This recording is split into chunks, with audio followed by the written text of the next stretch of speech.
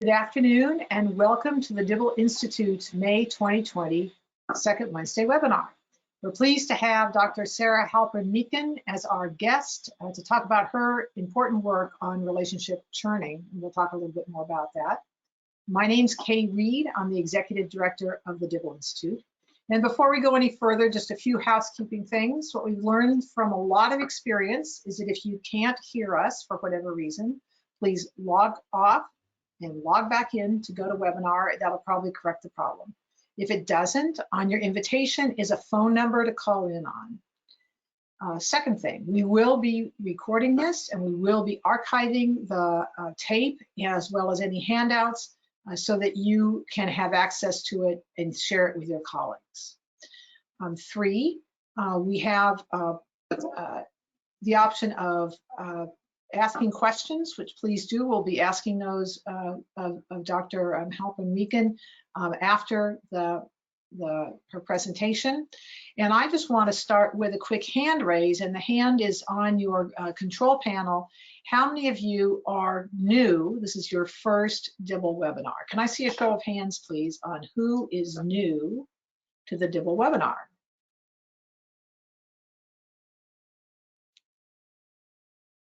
Great. It looks like about 25% of you are new and 75% of you are old hands. So to those of you who are coming back, welcome back. Pleased to have you. And to those who are new, we're super pleased to have you with us. So thank you very much. We have Esther who's personing the slides. So Esther, if you would move us to the next slide.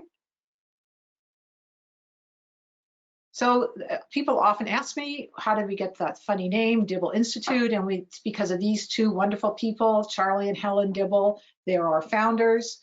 Charlie, in his retirement, worked a lot with young people, and he saw how their parents' relationships or their own concerns about their own intimate relationships sometimes change the trajectories of their lives. And Charlie was an engineer, so kind of a data science person. So he decided to talk to the researchers of the day, this was in the 80s, and ask them what they knew about creating long-lasting, healthy families and long-lasting, successful, happy relationships, and they could tell him a lot. But when he said, what do you do for young people? They had no answer. That's way too tough. So Charlie, who was not afraid of challenges, decided, he would take that on. I'll work on that. And so Charlie then started the Dibble Institute. Next slide. We're now a national independent nonprofit with clients all across the country. And most recently, we had someone take us up on our scholarship offer for Mind Matters Now from Togo. Who knew? Anyway, we serve we have a lot of clients. We're not a direct service provider. Instead, we translate research into teaching tools that help young people successfully navigate their intimate relationships. We conservatively estimate that our clients served well over 100,000 people last year, and that doesn't include people who were didn't buy a binder last year but kept teaching a second year or a third year. So we impact a lot of young people in any one year, and we're really pleased that it's people like you who do this work, because we, as I said, we are not direct service providers, and we really appreciate and acknowledge your fine work with young people. Next slide, please. So our mission, empowering young people with knowledge and research-based skills to successfully navigate their intimate relationships. We talk to kids a lot about sex. We hardly ever talk to them about the relationships that surround sex. And yet that's where a lot of good preventative work can happen, or a lot of positive work can happen. And we know that it pulls a lot of levers. We know it pulls pregnancy prevention, sexual risk behavior. It pulls a violence lever. It pulls a mental health lever. It pulls an employability and school completion lever. So it's an intervention that is used by many organizations who have many different goals. The goal they have in common is better outcomes for young people. So that's our mission. Very niche, but we're happy to be here.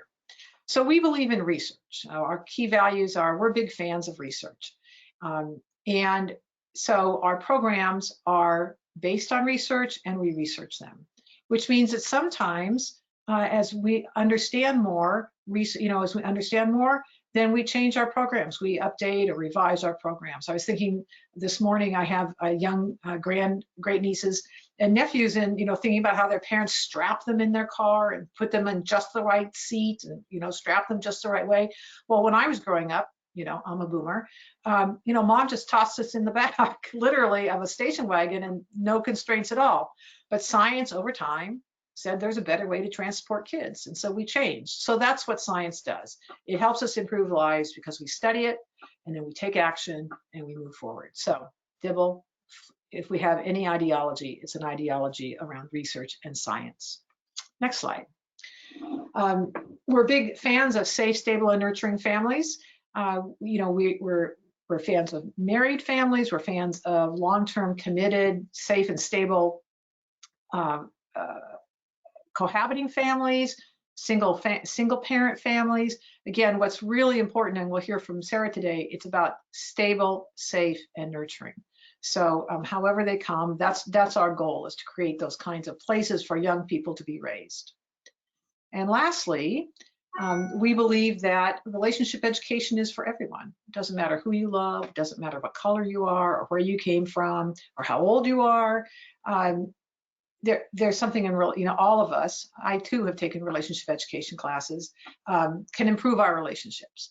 And so we write our materials so that everyone feels very included. And because especially when you're working with young people, you don't know who's in the room. And we want everybody to be included. So don't think, well, my kids, not my kids, call us because we'll figure it out. How can we help you reach your particular kind of young person? So that's great. All righty, so Sarah is going to talk, Dr. Sarah Halpern-Meekin is going to talk to us today about relationship churning. She's a professor of human development and family studies at the La Follette School of Public Affairs at the University of Wisconsin-Madison. Her research focuses on family relationships and family finances and the role of government policies in those areas. We could have had her talking about tax policy today, but we agreed that this would be a much more interesting webinar. So Sarah, welcome. Thanks so much for having me today. I really appreciate this opportunity to get to talk to you all today. I have been following the work that Kay does at the Dibble Institute since I was in graduate school, and so I'm always happy to get a chance to intersect with the work of the Dibble Institute. And so my thanks go to Kay and Esther for allowing me to have this opportunity today, and for all of you for joining us. So I'm going to be talking to you today about relationship churning. You probably know this by its more well-known term, on-again, off-again relationships. In order to talk to you about this, I'm going to draw on a variety of work that many researchers have done. I started doing this work with folks at Bowling Green State University in Ohio, and I'm also especially going to be drawing on work that I've been doing the past several years with Kristen Churney from the University of California, Irvine. And so I just want to recognize those folks whose work I'm going to be sharing with you today. So I'm going to first talk to you about what relationship churning is, and then we're going to talk about how common it is, what it looks like in relationships, and what some of those implications are for relationships when they experience this churning. And I'm going to conclude by talking about some implications that I see for practice, and I look forward to the conversation we have after that. If you can go to the next slide, please, Esther. So relationship churning, on-again, off-again relationships, we all know them.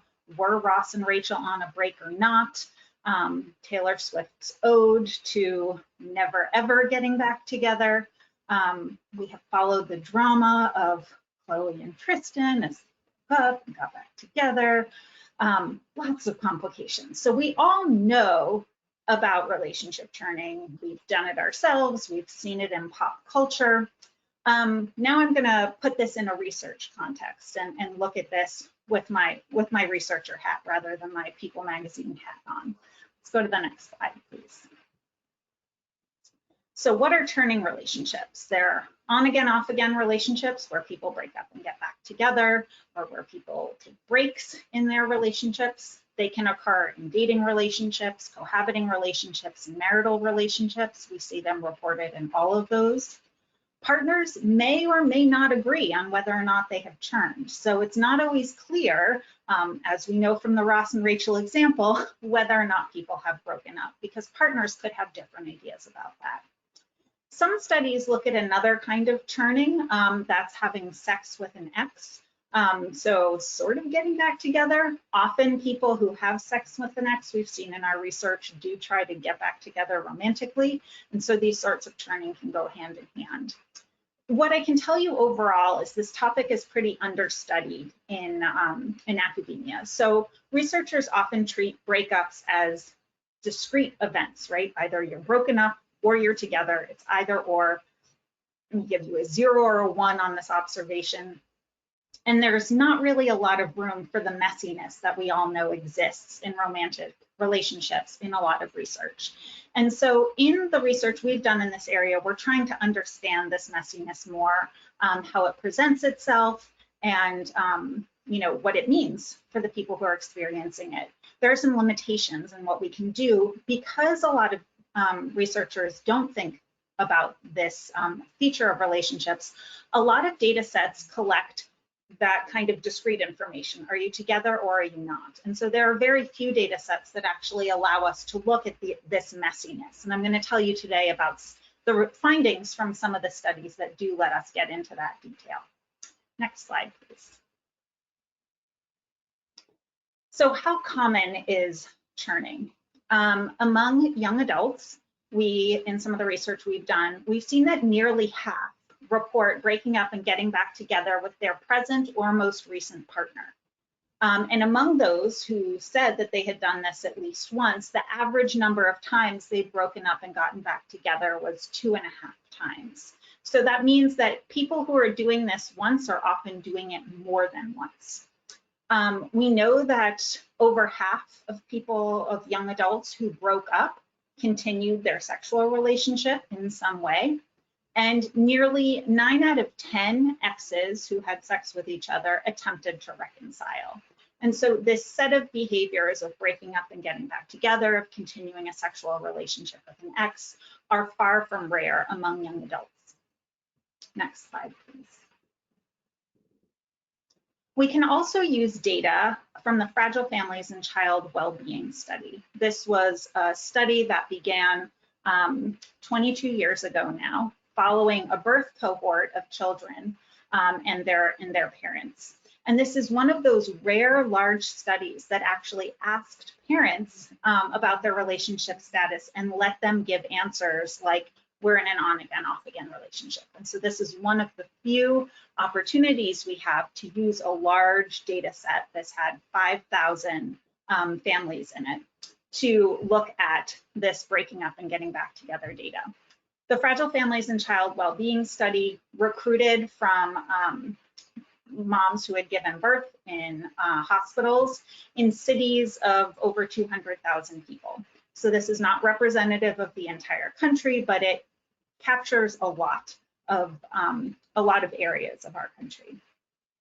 And it oversampled parents who were not married at the time of their child's birth. And so we have this opportunity in this study then to look at families who are more likely to experience relationship instability over time. The study has followed kids and families over the long term. If you can go to the next slide. And if we just look at the first 5 years of that child's life, we see that some 1 in 6 children actually experience their parents breaking up and getting back together by their 5th birthday. That number rises if we follow kids to later ages.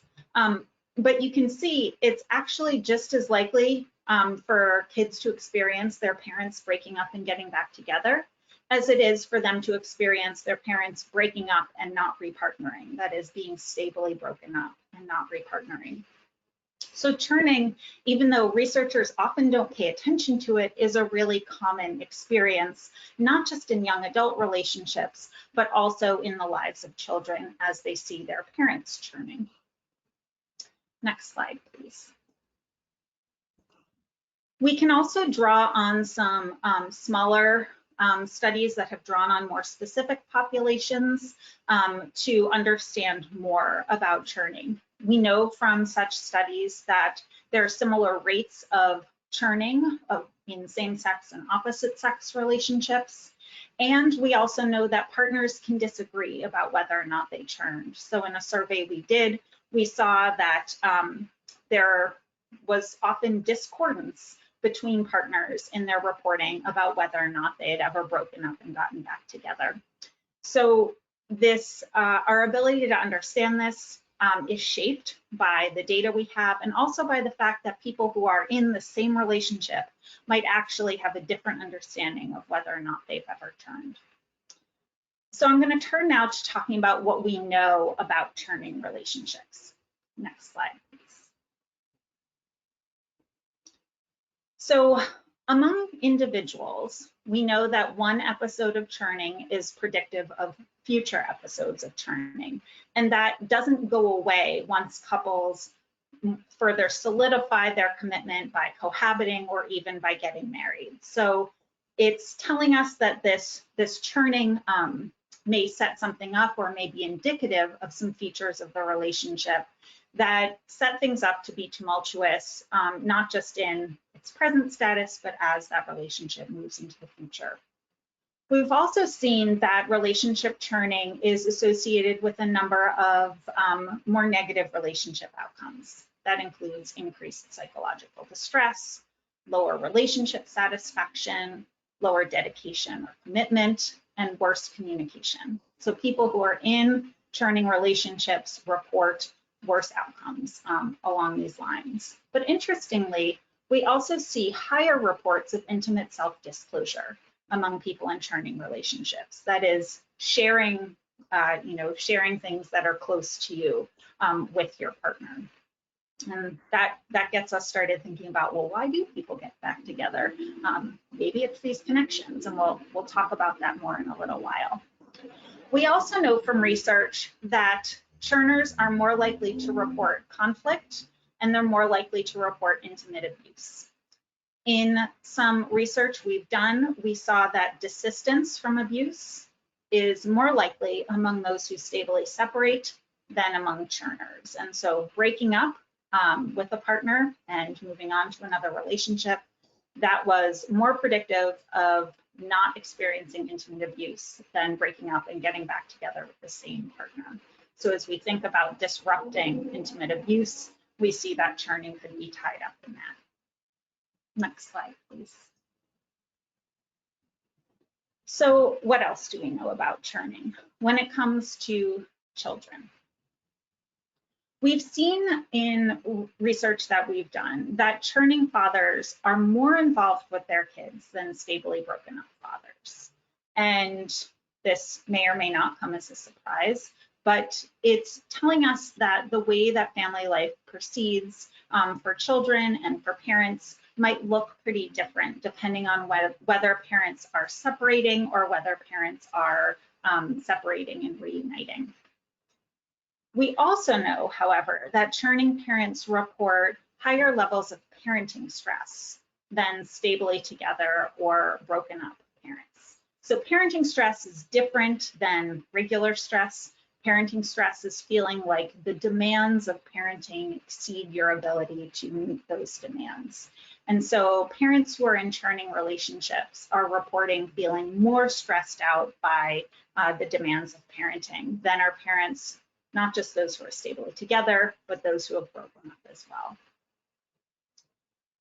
When we look at whether or not churning is predictive of differences in children's outcomes, we see that most of the differences between kids with parents who churn and kids whose parents are in other kinds of relationships, whether those are stably together or stably broken up relationships, most of those differences among children in their outcomes are due to differences in their demographic and economic characteristics. And this has held whether we've looked at children's externalizing behavior, so like acting out or engaging in delinquent behavior, children's internalizing behavior, so that is more to do with their mental health, And then also when we look at predicting adolescents' romantic relationship behaviors, so being in a romantic relationship or being sexually active. What that tells us is that churning is not randomly distributed or equally distributed across the population.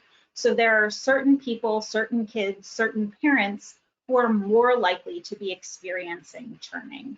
And once we take into account who is more likely to experience this churning, those differences that we see, those poor outcomes that we see for children go away. And so it's more likely that it's these demographic and economic characteristics that are driving the more disadvantaging outcomes that we see among the children of churning parents. Next slide, please.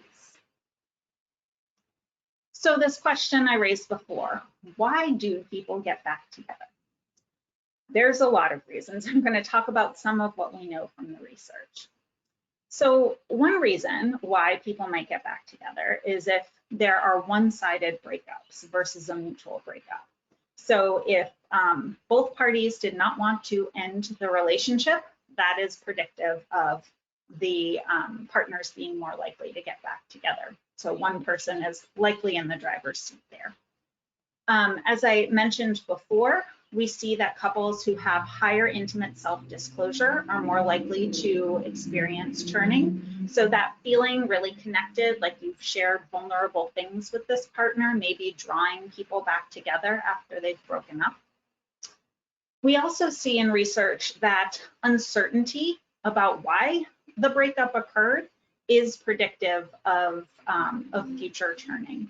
So we could think about having more clarity, deciding rather than sliding into a breakup, being something that helps people know whether or not this breakup is happening for a reason that means they want to continue on in being broken up as opposed to trying to reunite. We also see in research that lingering feelings and attachments post-breakup are predictive of churning. So again, people who have unresolved connections to this previous relationship are more likely to get back into that relationship. There are some people who report feeling that a breakup has improved their relationship, that there were some problems that their breakup has helped to resolve. Maybe they got clarity about their commitment to each other or what was important to them, and they want to get back together because of that. And finally, we've seen that for having sex with an ex, being cohabiting partners is a predictor of churning, of having sex with an ex, which makes sense. If you're living together, it's a lot easier to fall into bed together than it is if you're not living together.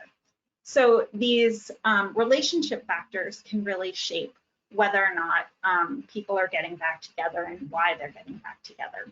But what drives couples to experience churning, I don't want us to just think of as something that exists within that couple dyad. It's important that we pay attention to the context in which that relationship is occurring to really understand why churning might happen. Next slide, please.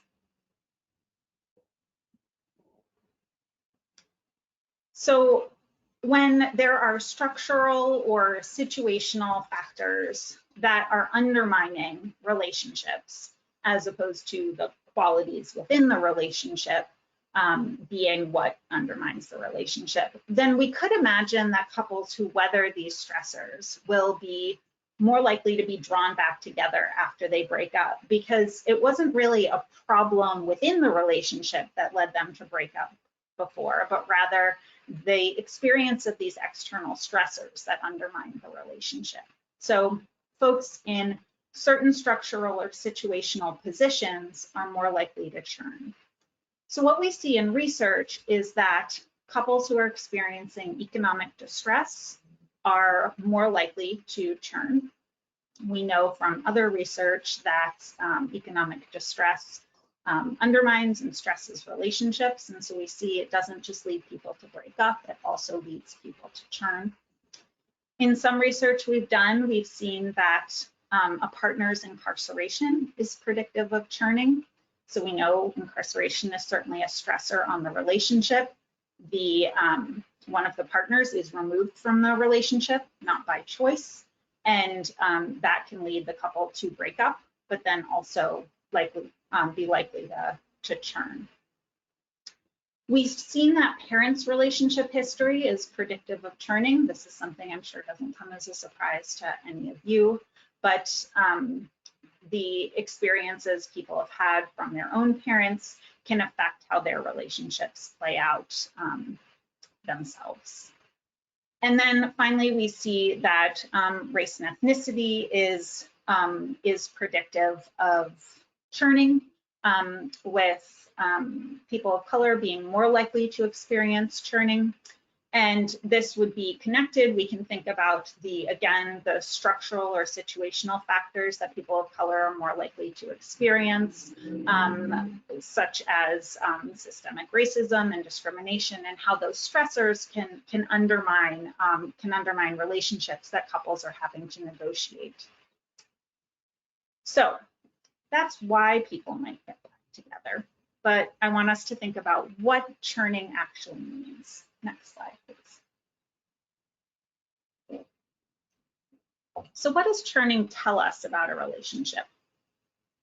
The way we like to think about churning is that it tells us that a relationship is being, as I say here, buffeted by countervailing forces. So there are things that are simultaneously pulling a couple apart and pushing them together. So they could be pulled apart by some of those structural or systemic factors that I just talked about. They could also be pulled together by some qualities of the relationship they really value, by having shared children, by having a shared living space, things like that. And so the relationship is experiencing this push and pull simultaneously that partners are having to navigate. We also think about churning as something that creates liminality. And what do we mean by liminality? So I've provided this definition here on the side. So liminality we think of as being in this transition stage, or being kind of with one foot on either side of the line. You're neither here nor there. And having this liminality in status is important in terms of how people feel about their relationship and about themselves. Liminality tends to be something that is really uncomfortable for people. We don't like being in liminal positions. Transitions can be stressful. That's why we sometimes use rituals to demarcate transitions, to provide support around transitions. We're doing that right now. All of my students are liminal as graduation is happening at the end of this week. And so we have rituals that we do to help them move through this liminal phase. Churning couples are liminal. They're sort of together and sort of not. They've been on, they've been off. Are they together? Are they not? And so the status of that relationship, both in terms of its clarity to the partners, both partners, and in terms of its clarity to other people outside of the relationship, might be low. Right? Do you invite that person's partner to be their +1 at a wedding if they're sometimes together and sometimes not? Do they get invited to the family dinners? Are they part, or are they not a part of life? And this liminality can express itself also in terms of how couples manage the day-to-day of family life, if they're parenting together or living together. So knowing who is going to do what responsibilities of family life fall to whom might be unclear if somebody is moving in and out of the house, in and out of the relationship. So this liminality can really matter, both in terms of the practicalities of life and in terms of how couples manage their commitment, their obligations to, and their feelings about one another. This connects to the next point I have here about there being an ambiguity in feelings and commitment. So are you really together? Are you not? What is it okay to do? What is it not okay to do in terms of talking to other people, seeing other people? All of that is going to be a lot less clear when there is churning going on. That's the classic Ross and Rachel problem in Friends. Were they on a break? Ross says they're on a break, so it's okay that he saw somebody else. Rachel didn't see their break, it's meaning that. that ambiguity, that liminality of their relationship results in many, many seasons of drama that so many of us followed in the 90s. And finally, I think of churning as telling us something about the ability of many couples who are experiencing it to manage conflict in a productive way. So in some qualitative research I've done with couples, often young adult couples, talking to them about their relationships, they'll talk about things like somebody storming out in the middle of an argument, or somebody threatening a breakup in the course of an argument. Those sorts of things, right? The partner who storms out, the partner who threatens a breakup, they might not actually intend to end the relationship, but in a moment of anger, in an attempt to get themselves out of a heightened situation or a heightened emotional state, they might do something, say something that they don't really mean. So they don't mean for things to end, but they lash out in anger. It's hard for them to sort of press that emotional brake pedal or to take a time out in a relationship. They might not know that technique. And so what it means is a breakup can occur for a couple when that wasn't actually the intention, but it's just the outcome of difficulty managing conflict. And so that's one area that I hope there's more research on in the future, because I think we don't really know enough yet about the actual micro level interactions between couples that lead to the breakup that precedes the getting back together. So how exactly does that off again time occur, and what are those conversations, activities, etc., that precede the on again time? So we need to know more about those things. But from what I've seen so far, I think there's something to this idea that difficulty managing conflict is one of the things that can help drive people apart. Next slide, please. So I'm going to talk a bit now about the implications for programming and for practice. I'm going to talk first about implications for program administration, and then I'm going to talk about a little bit about implications for program content that I see. You all know a lot more than I do about running programs, and so I look forward to hearing comments and ideas from you all about how these issues around relationship churning manifest themselves in your practice, and how you might think about accommodating for them, how you work around them or include them in your practice already.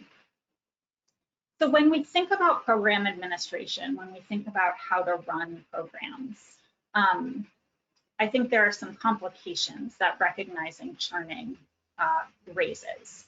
So when we think about how to talk about breakups, just recognizing that they might not be stable. A breakup might not take. You know, we all know that when your friend breaks up with somebody, you don't immediately badmouth their partner, because when they get back together, then it's really awkward. We have to think about that for programs too, right? So if you are targeting people who are in relationships together, or people who are not in relationships together, realizing that those categories of in a relationship or not in a relationship, those are not necessarily stable categories. And how to think about who's brought into what programming, what content is targeted at whom, all of those things are certainly complicated by the idea that couples might not stay together, and they also might not stay apart. This gets at the second point I have here about who is recruited into couple versus individual relationship education. When we're targeting younger children, this is often not an issue. When we're looking at middle schoolers or high schoolers, we're certainly doing often individually focused programming. But once we start looking at young adults, we have some young adults who are targeted with couple relationship education. And thinking about what is appropriate and how we think about doing couple relationship education in light of unstable relationships and unstable breakups, I think is a challenge. This even filters down to how to do paperwork, like how do you collect information on people? Do you ask people those kinds of binary questions. Are you in a relationship or are you not? And there are ways to incorporate more complex answer options, and how do you think about doing that? This applies when we think about collecting information on participant characteristics, like are people partnered or not. It also applies when we think about how to assess program outcomes. You know, for some programs, one outcome that they'll look at is whether or not couples are together. And keeping in mind that together, not together binary may not be an accurate way of capturing the true relationship status of couples. And so thinking about how we can measure or assess or collect information about couples relationships that is more accurate to the reality of those relationships, I think is an important challenge. All right, next slide.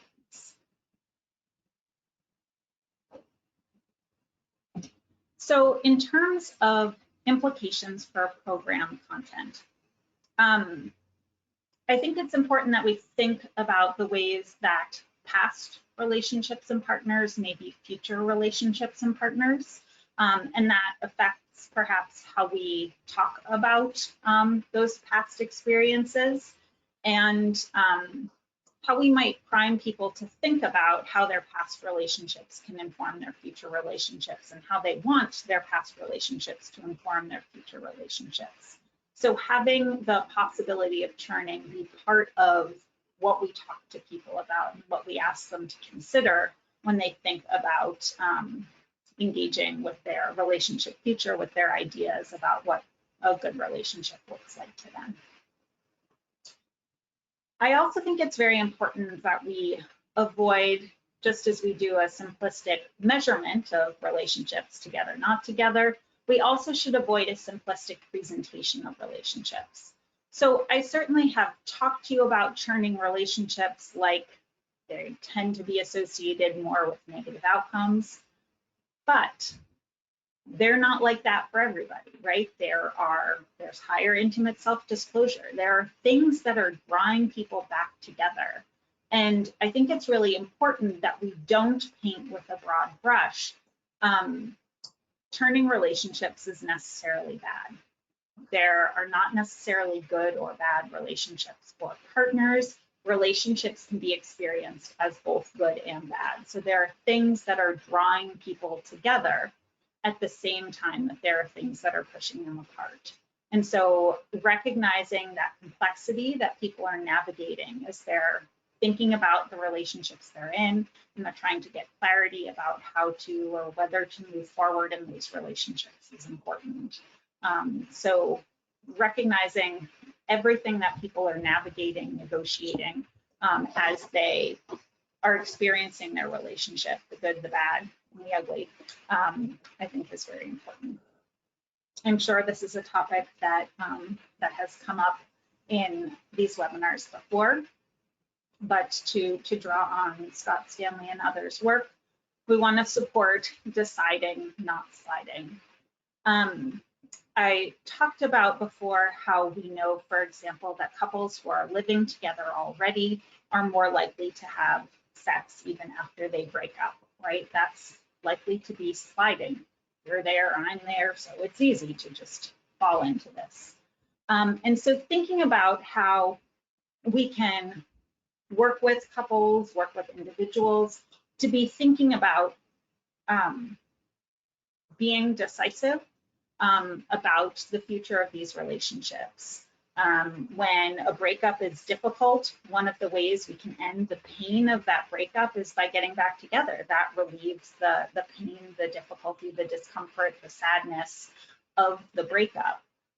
But thinking about that in a longer term way, right? Do we actually want to slide back into that relationship, or can this breakup be a decision point for which dealing with the short-term negative, sad, down feelings that we have is worth it, because there are other things that we want longer term, and there are reasons to not re-enter this relationship. Sorry about that car alarm that's happening outside here. So encouraging encouraging this kind of decisiveness and including the idea of churning into those discussions about deciding and not sliding, which I think is key.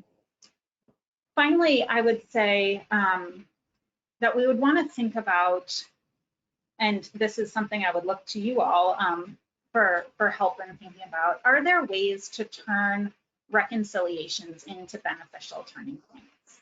So there are certainly some relationships that likely should have that breakup be a turning point that means it's a stable breakup, that couple does not reunite. But if couples are getting drawn back together, are there ways that programs can offer guidance, support, or information that can help that reconciliation be an opportunity for the relationship that comes back together to be a healthier one, a safer one, a more satisfying one to partners than it was before? And so thinking about ways to scaffold sort of positive breakups, whether that positive breakup turns into a stable breakup or that positive breakup turns into a stable reunification, but thinking about these breakups that are followed by reconciliation possibilities as opportunities to talk to couples or individuals about turning points in life and making some real decisions at that point about how to stay apart or how to come back together in a stable and healthy way, I think is most beneficial. Last slide, please. So you can see in this relationship status piece on your right, there are so many more ways to understand relationships and to classify relationships than we usually do in research. And so today I have taken just one approach to talking about some of the complexity that exists in romantic relationships that is often not fully recognized in research and therefore is less available oftentimes to inform the sorts of programming that people do. And I know it's something that you all already likely incorporate, think about, and see in your daily practice. And so we're trying to move the research field along so we can know more about churning, about on-again, off-again relationships, about having sex with an ex, and other sorts of instability that exist not just across relationships with people experiencing multiple partnerships, but instability that exists within one relationship.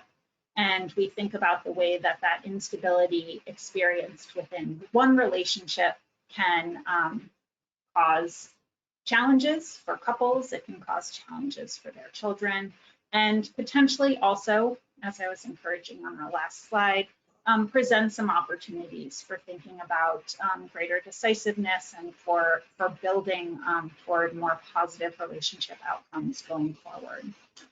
So I look forward to a really rich conversation and to all of your questions. I welcome all of you to be in touch if you have other questions that I'm not able to engage with you about today, but thank you all for your time. Thank you, Sarah. I have some questions here. Oh my gosh, there's all your research. Good for you. I have a question for you. So since many of the people on this call are in the field of youth relationship education, where you might not be a fan of churning, but you certainly want people to break up if it's not right. They want them to move along. So what would be the key messages given this research for young people, pre-adult, committed long-term relationship, pre-baby, just on dating? What's the message that would be, what should I learn now that will help me in the future? So I think one thing that young people are learning is sometimes how to tolerate negative emotions. And one of the things that people experience when they have, maybe their first breakup or one of their first breakups is all the really rotten feelings that come with breaking up with someone. And learning how to tolerate those, feelings is really important to not ending up in a churning relationship, because sometimes people are drawn back together, not because they necessarily so want to be in that relationship, but they don't really know how to move forward and are having trouble tolerating all the really bad feelings that come with being broken up. And so, you know, it's not just about learning how to have a good relationship, but it's learning how to have a good breakup. That I think is really key to having a sort of healthy relationship life. All right, that makes sense, that we can help them learn how to break up in a healthy way, and also understand that there's going to be some emotional distress, and that's just part of it, right? Okay, so if you could just go back over children, the impact of churning on children, is it dependent on the child's ability to make sense out of his experience, or you know, what's the high level again on impacts for children of churning parental relationships? So largely, we see that once we control for differences in the background characteristics of children and families, we don't see negative impacts for children of churning. And so it's less to do with the parent's relationship status and more to do with the family perhaps experiencing economic distress or you know, parents' mental health challenges or things like that that drive differences in kids' outcomes. And it's less to do with the parents' relationship. Got it. Right, right. I mean, over the years, I've come to appreciate that family dynamic, there's so many things that go into it that we have to have some humility about, right? So it could be parental relationship, it could be financial status, it could be, you know, the neighborhood. So, okay. Also interacting together, right? Right, right. They're not by themselves. So Dr. Hawkins asks, have you published something that pulls all this relationship, all this information on churning? Are you have a churning article coming out, or is there one already we should know about?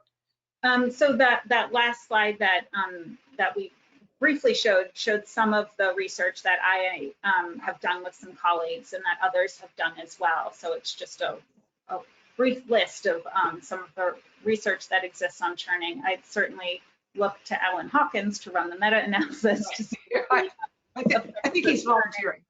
That's his job. That's not my job. So we do have a variety of research articles that are out there, and there's also a book that's been written about on again, off again relationships by a psychologist, and so that's a slightly different approach than I take as a sociologist, but there's work across fields on this. Kevin would like to know if there's any data on polyamory and churning. I don't know of any research on polyamory and churning. And I think one thing as we look at more complex relationships is needing to have clarity about what the intentions of partners are in coming together. So if partners are coming together without the intention of staying together, you know, thinking about whether we count that as churning or not. If people are coming together with the intention of staying together long term, then seeing how people split up and come back together would be really important. You just mentioned a book. Did you just mention a book on churning? What was that book? I don't know it off the top of my head, but I'd be happy to look up that information in my notes and share it later. Melanie will send that to you. Let's see, let me look here. Could the negative results for the Baltimore building strong family sites with less stability, more violence, could that have been caused by the on again, off again against relationship status of attendees? So when I think about what we saw with the relationship education outcomes in Baltimore, one of the things that I think about is not necessarily churning, although it could have been. We don't know because we didn't measure it, because we tend to think about breakups as one-time events. But we know that there is a spike in the likelihood of intimate abuse around the time of breakup. And so I would imagine the increase in breakups that we saw and the increase in intimate abuse that we saw are sort of driven by this sort of explosion of relationships that was happening. It is certainly possible that that couples signing up for an intervention that one partner refuses to attend provides some clarity about not moving forward, and that could precipitate a breakup. But whether that's good or bad, the breakup itself, obviously the intimate abuse is bad. Whether the breakup is good or bad, you know, is unclear without knowing more about a relationship. And because we don't measure on again, off again-ness in relationships, we really don't know, you know, Right. those time relationship outcomes that we saw. We don't know how lasting they are. So note to any researchers in the audience, you know, think about putting churning in your measures. So you said that couples who have these churning relationships also tend to self-disclose more, and the trust is low, which is usually a result of being apart, question mark? I mean, do you have a thesis about why self-disclosure is more active in churning couples? So I'm not sure if it's that it's just particularly high, or if that once we look at all people who break up, those who select back into being together again are the ones who are experiencing more disclosure, right? Is that there are lots of couples who have problems, lots of couples break up. Who are the ones who get back together? Well, they're ones who might have had something pulling them back together. And in this case, that kind of shared disclosure, this is the one person who really understands, this person knows so much about me, they've, you know, walked next to me when I've gone through difficult times.